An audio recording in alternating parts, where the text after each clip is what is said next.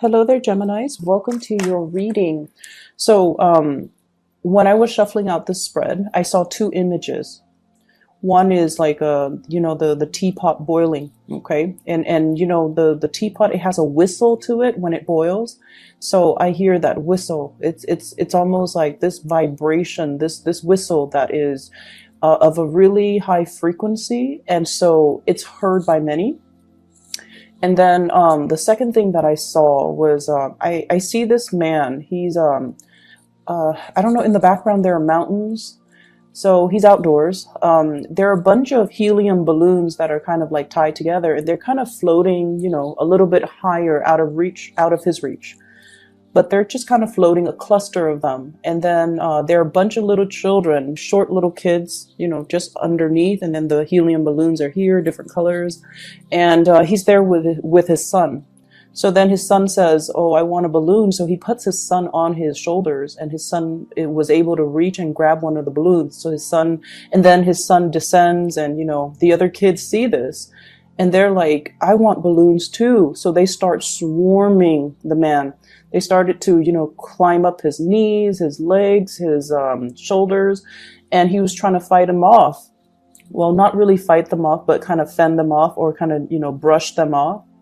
And then he feels bad. So then he puts each one of them on his neck so that they could reach a balloon, one after the other. And when I saw this, I was thinking, why doesn't he just grab the whole bundle of balloons, because they're tied together, and just distribute them one at a time? Why does he have to go through the trouble of placing every single child on his shoulders for them to get their own balloons? So it's a very interesting imagery. So anyways, the thing that really stuck out for me, and especially, corroborated in this spread here, is this idea of getting swarmed, okay? Getting swarmed, getting overwhelmed, feeling like everybody wants a piece of you, okay? But I feel, that concept, everyone wants a piece of me. It feels almost very physical, like very sexual, very physical, but at the same time, it can feel very, very overwhelming. Okay. It's almost like you're being pulled in many, many different directions. Everybody needs you. You need to sign this. You need to look over this. You need to come here. You need to take care of this for me. You need to get these things done. So I feel like no matter what capacity you're working in, everyone wants a piece of you. You're being commandeered to go in different directions. You're being called to show up at certain events. You are just pretty much in very, very high demand. And there's just a lot of responsibilities, I feel, imposed upon you.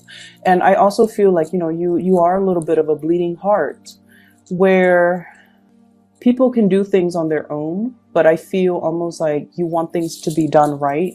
You want to come to other people's rescue, and you're not one to kind of ignore the call of distress or distress signals that other people are sending out. So I feel like there's this innate sense within you that you want to do things right and you want to help others. But I also feel like, based on the fact that, he doesn't just get a bunch of the balloons all together and distribute them. I feel like there is a smarter way to do things.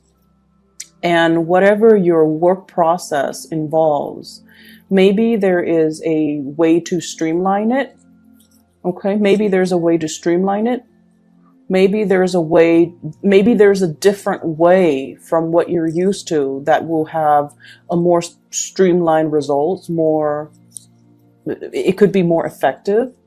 So I feel like look at the workflow, look at the processes, look at the procedures, look at the actual physical actions that you're doing, and figure out, maybe there's a different way to do things. Maybe it doesn't have to be,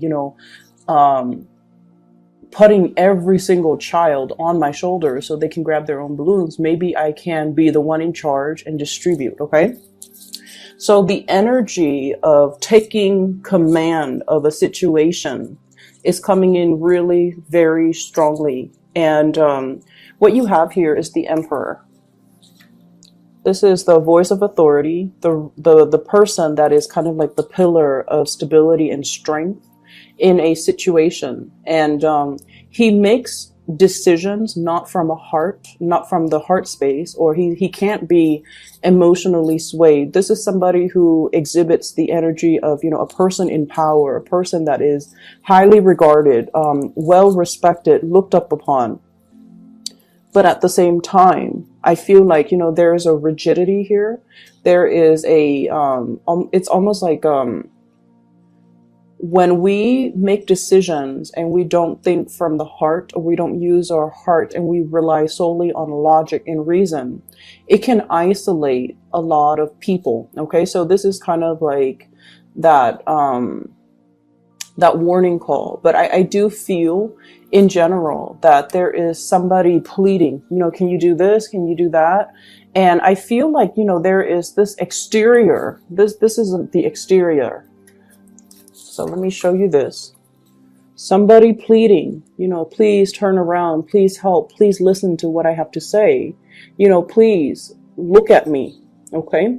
And the emperor chooses to turn away, to not respond, to focus on whatever it is that he feels he needs to focus on, which is the 10 of Pentacles, stability, home life. Kind of like that greater good is what I'm sensing. Okay, so it's not somebody that can be swayed by emotion. So I don't know if you're dealing with somebody in this situation. You are this person that's being pleaded with, but I feel like you're not moving. You're not being swayed with that emotional argument. And I feel like while this is the facade, this is what's going on underneath. Okay, this is a sense of like time is running out. There's that hourglass. Time is running out. I'm not getting any younger. I need to build a legacy for myself. I need to preserve something that is solid and secure and completely will stand the test of time. I need to build kind of like a monument. Okay. Time is running out. And while he's very, very secure on the surface when dealing with others, he feels like this deep inside. Okay. This is an older man. He's aging, he is very well aware of his sense of mortality.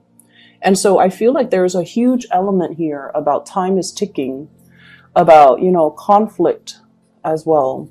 Opposition, conflict, feeling like everybody is out to get me, feeling like everyone wants a piece of me, feeling like this is a stalemate where it's a perpetual conflict and everyone is kind of fighting, it's like getting swarmed by that mob of children. They're climbing up your legs, they're climbing on your shoulders, and it's feeling overwhelmed. And I also feel like overwhelmed by other people's expectations of you.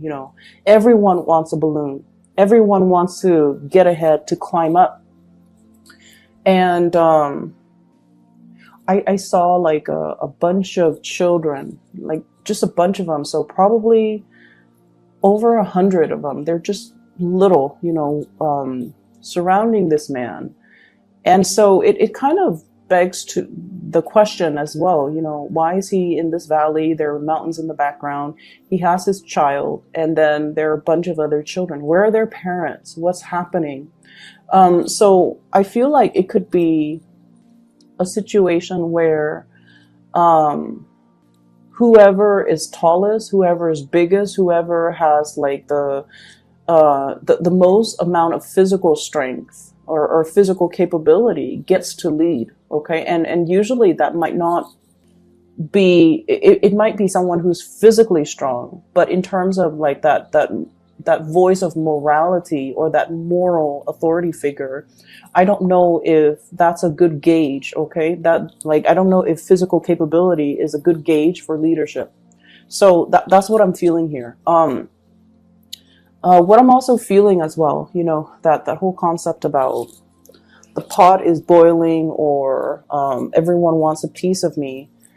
It just seems like everything is done for, it's sort of like bells and whistles, distractions. Everything is bells and whistles. It's all just a facade. It's all done to project or portray a specific type of an image, while behind the scenes, things are not what they seem.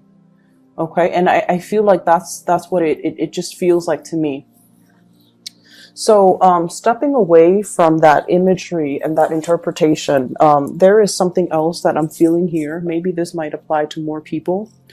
Um, I'm feeling here about, wanting to protect their families. Okay. This is a father figure here, King of Wands, looking at the Four of Wands, his wife, his family, his children. He is keeping watch. He's not sleeping. He's keeping watch. He's looking over his children. So there is a very strong concept of protecting what is mine. Okay, taking care of my children first, taking care of my family members first. Everyone else can wait. I am going to take care of what's mine. And then if I have energy left over, or if I have resources, then I'm going to give it to everybody else. So it's almost like taking care of number one, but I feel like it's taking care of people that are close to us, people that are vulnerable, and especially people that we have emotional linkages to. So I feel like that's where this is coming into the picture. If you're dealing with another person, especially a fire sign, Sagittarius, Aries, or Leo, this is somebody that is willing to, they're bold, they're brave, they speak their truth, they speak from the heart, and they're not afraid to fight for the things that they believe in, okay? They're not afraid to, take the first strike. They're not afraid to get their hands dirty to protect what's theirs. So there is a huge, immense energy of I want to protect what's mine. Okay, so once again, it's that whole concept about I want one, I want a balloon, I want everyone wants a piece of me. So I feel like the energy for this week, it's really about gauging people's motives, gauging what's really driving another actor to behave a certain way, gauging what's really driving a person to take a specific stance. And especially, I almost feel this concept, it's like, when we're faced with an ally, the most dangerous or the most cutthroat allies might be the ones that don't have a lot to lose. So I feel like this reading is a little bit complicated, okay? And there are a lot of ideas kind of thrown about here. There's ideas about generosity and selfishness. There are ideas here as well about, ideological beliefs and what motivates or what drives a person, and needing, I feel like for you Geminis, needing to understand what is their motivation so that I can co-opt them, okay? So that I can make a persuasive argument, which is something you're very good at. And then I can bring them to my side, okay? And then the third message here is definitely about this concept of aging, realizing our mortality, realizing that time is running out, realizing as well that it's a situation, and especially if you've been in a conflictual situation with another person, it's almost like somebody wanting to go to come back into the fold, somebody wanting to make amends, somebody possibly begging and pleading for forgiveness, or even for like, hey, come back in. Let's work this out. Let's negotiate. Let's put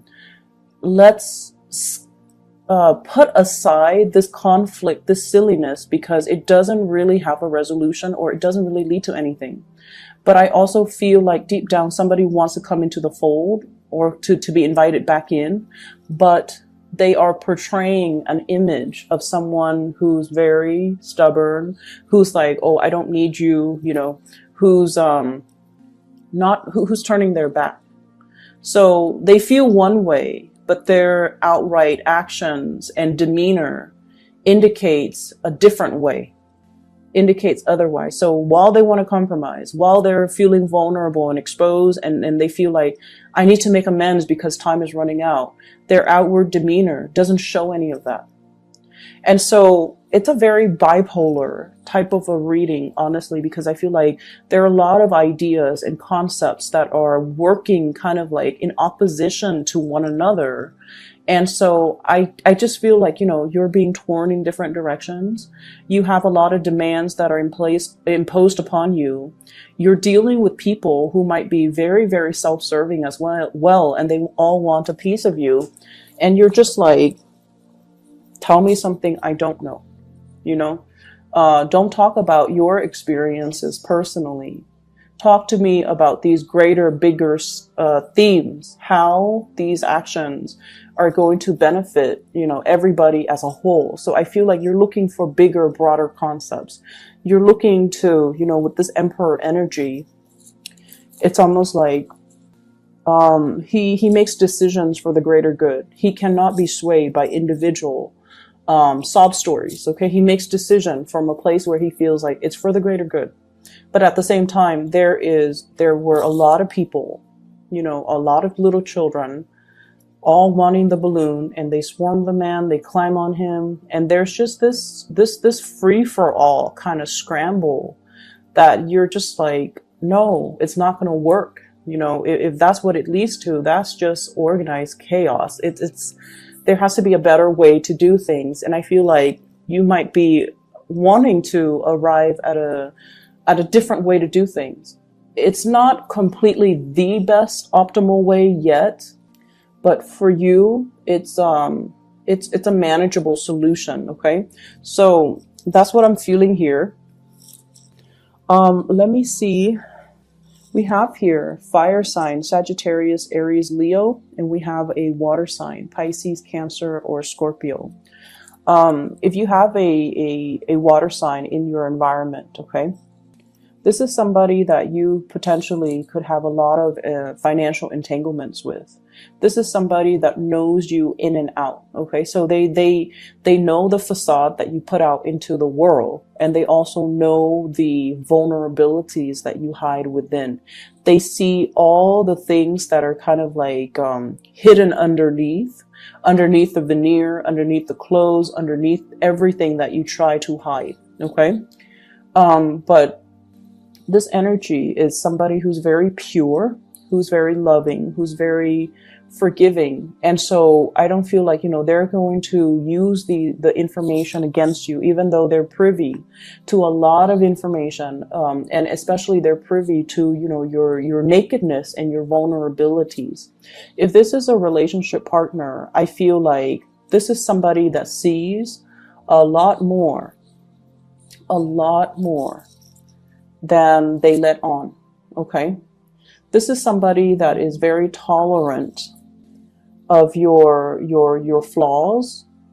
They're tolerant of everybody's flaws. Okay.